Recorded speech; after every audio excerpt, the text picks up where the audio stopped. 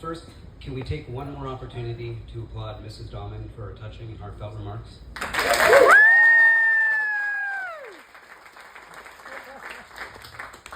For those of you who don't know us on stage, nearly each of us, including two who couldn't be here tonight, met on a congressional campaign 15 years ago.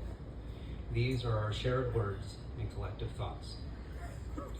On that campaign 15 years ago, we were just beginning our careers. We were barely paid minimum wage, and the first lesson we were taught was never do the math, which meant never think about your hourly wage when you're paid for 8 hours, but expected to work 18 hours, 7 days a week. Jimmy, though, who was younger than us and still in college, wasn't even paid.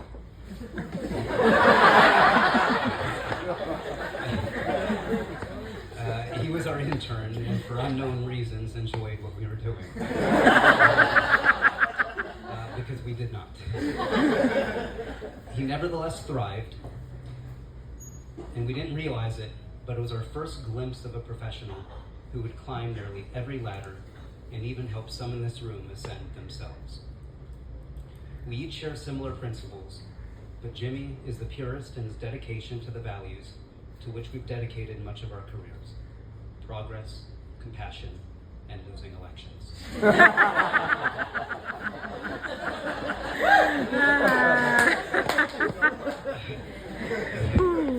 He is, of course, ambitious, but Jimmy cares so damn much because he's also genuine in his belief in the promise of our nation, but also the work that is necessary to achieve that promise. And more than any of us, he remains on the front lines, working tirelessly to ensure that Obama was right, that in the face of impossible odds, people who love this country can change it. It's not because Jimmy is better than us, it's because he's the best of us. Aww.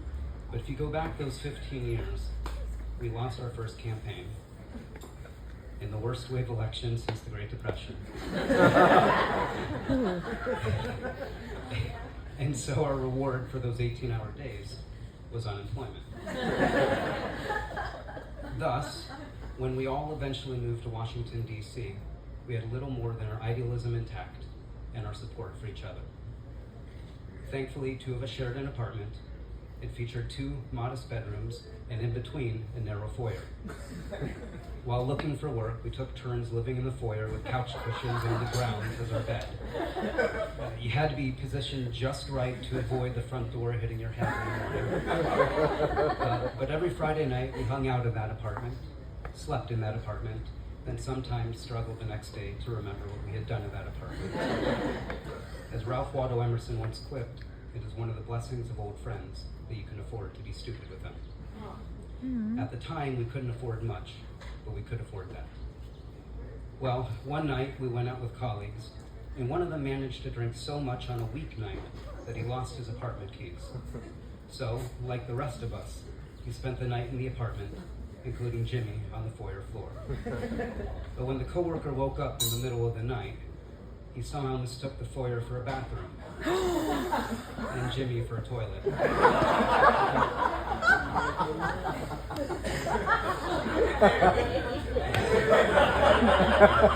It was a game time decision.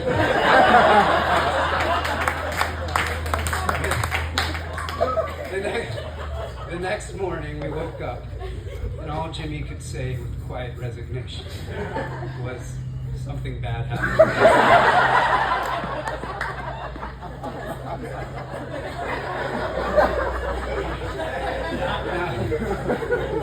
Now, if you're thinking it's inappropriate that tonight of all nights we talk about Jimmy getting peed on,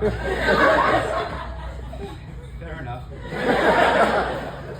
But we share this story not to be prurient or to embarrass Jimmy or his mother, but to convey a larger truth about who Jimmy is. He could have been furious. He could have berated the colleague whom he barely knew, but instead he just laughed, then let it go. It wasn't Jimmy trying to be the bigger person. It was Jimmy, as always, just being the bigger person. Mm-hmm. For some people, the glass is half empty. For others, it's half full. But such is Jimmy's outlook on life that if there's still water in the glass, you're just not thirsty enough.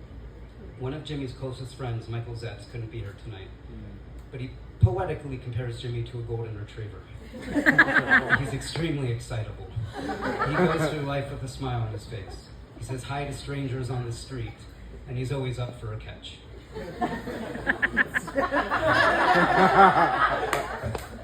Jimmy's dizzying itinerary of weddings, intramural sports, and dinner dates is less a function of a busy life than a meaningful one, full of people he cares about, but equally so, people who care about him. He somehow still has 30 friends from high school, and it's, as Katie explains, because Jimmy is the type of person who deeply values his connections and knows the importance of being present for others, no matter if he's in DC, Ohio, or for some reason riding a bike across Iowa.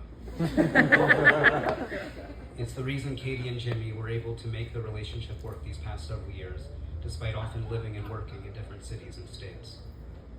Now, Jimmy's mom already said all that needs to be said about Katie, but we'd be remiss if we didn't take the opportunity to pile on. Because both Jimmy and Katie are determined and active, yet rooted in family values, with strong connections to their friends and loved ones. They might be talented, but neither take themselves too seriously and consider laughter the best form of conversation. Most importantly, they instinctually take care of those who matter most to them. Katie is the type of person who sends flowers to a friend who gets a new job.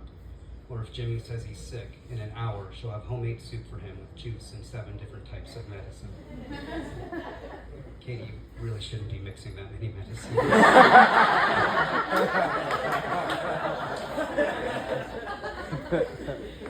Meanwhile, Jimmy's the type of person who's the first to say yes when a friend wants to hang out, and he really has a knack for knowing when to send a nice text or to get a hold of you to grab a bite. Jimmy, in fact, is endlessly loyal to his friends, but he told us that in Katie, he's marrying his best friend. Mm-hmm. He never thought it possible, but he met someone who he'd rather spend time with than his friends. Screw you, Jimmy. You asked us to give this speech and then you lay that one out.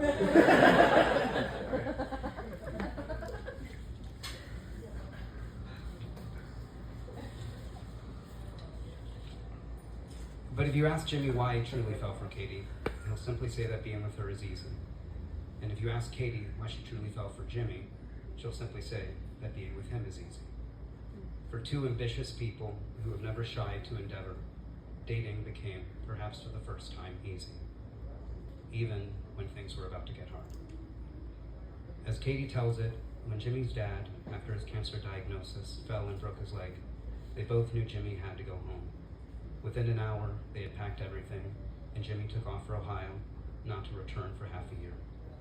But nearly every weekend, despite an in-office job, Katie drove those 10 hours round trip, not just to be with Jimmy, but to be there for him. It was exhausting for both of them, and Katie concedes it was the most difficult period of her life, not because she was suffering, but because he was. And yet, as Katie reflects, it deepened our relationship. It stripped away who we both were as people. The emotional burden let us see who the other person was, and I gained a greater appreciation for who he was. And out of that came the strongest possible relationship. Jimmy admits he wouldn't have been able to endure the pain without her. Now, you don't need to believe in God or fate to understand that there's a rhythm to this world, and that sometimes its greatest events cannot simply be explained by notions of coincidence or luck. Katie, the first time I met her parents, I told them it was my genuine belief that it was no accident that you began dating Jimmy just before his life was about to become hell.